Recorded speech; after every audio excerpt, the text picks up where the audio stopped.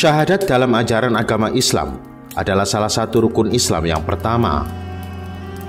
Artinya, orang dapat dinyatakan sebagai pemeluk Islam apabila ia telah bersyahadat,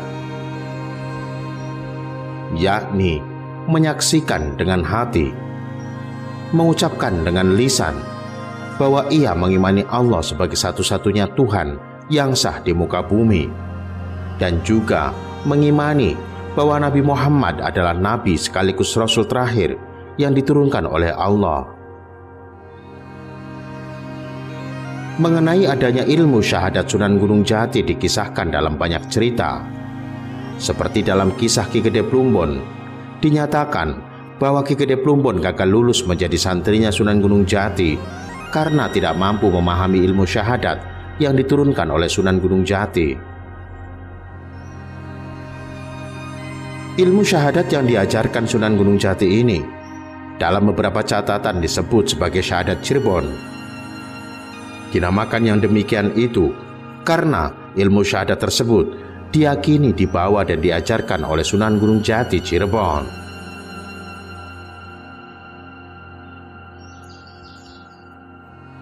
Syahadat Cirebon yang tertulis dalam naskah Bangkaloa, tepatnya dari desa Bangkaloa Ilir, Kecamatan Widasari, Kabupaten Indramayu, berbunyi sebagai berikut. Asyhadu Cirebon, syahadat astana terus-terus, sejatine la ilaha illallah Muhammad Rasulullah. Berdasarkan teks di atas, sebetulnya secara pokok isi syahadat Cirebon dengan syahadat yang diajarkan oleh Islam sama sekali tidak ada perbedaan. Di dalamnya mengandung syahadat tauhid dan syahadat Rasul, artinya menyaksikan ketauhidan Allah sebagai Tuhan semesta alam dan menyaksikan Nabi Muhammad sebagai Rasulnya. Perbedaannya hanya ada pada pengakuan bahwa yang bersangkutan adalah orang Cirebon.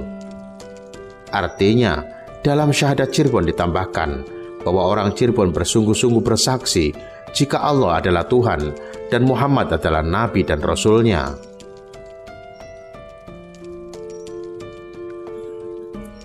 Ilmu syahadat Sunan Gunung Jati hingga sekarang diyakini masih diwarisi oleh sebagian orang Cirebon.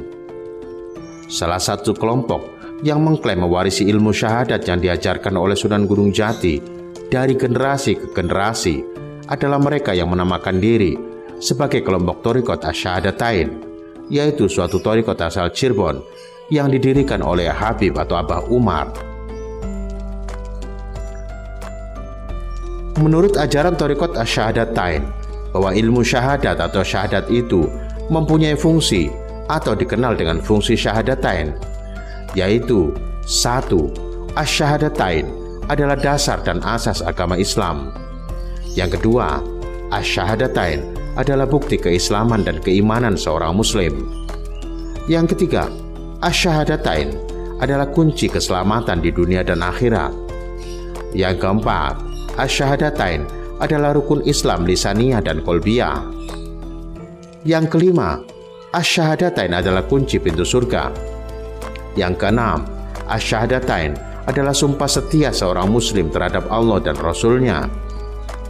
Yang ketujuh, Asy-Syahadatain adalah pelebur kemusyrikan, kekafiran, dan kemunafikan.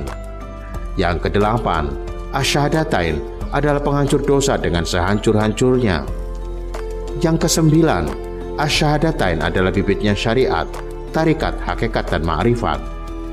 Dan yang kesepuluh, Asy-Syahadatain adalah pembeda seorang muslim dan kafir. Sementara itu, menurut ajaran thariqat Asy-Syahadatain juga disebutkan jika Syahadatain itu memiliki rukun, yaitu 1. Menetapkan zat Allah Subhanahu wa Ta'ala.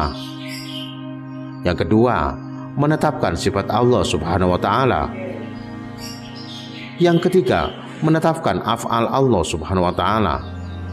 Dan yang keempat, menetapkan kebenaran Rasulullah Shallallahu Alaihi Wasallam.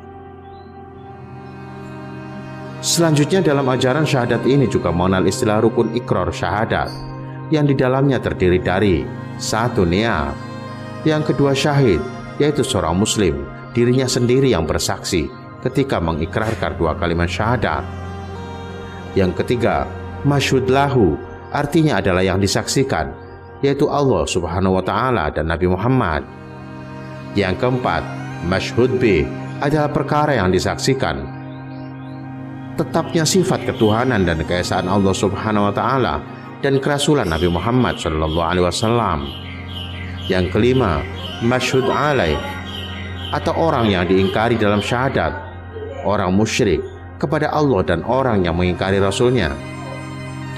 Dan yang keenam adalah sihot atau lafadz kalimat syahadat. Bentuk ucapannya yaitu dengan lafadz asyhadu, tidak boleh dengan kata lainnya. Demikianlah beberapa ajaran thariqat asyhadatain yang menurut kepercayaan kelompok ini bersumber dari pengajaran yang diajarkan oleh Sunan Gunung Jati ketika menafsirkan syahadat atau dua kalimat syahadat. Tafsiran-tafsiran semacam itulah yang di kemudian hari dikenal dengan ilmu syahadat Sunan Gunung Jati, atau juga kadang disebut dengan syahadat Cirebon.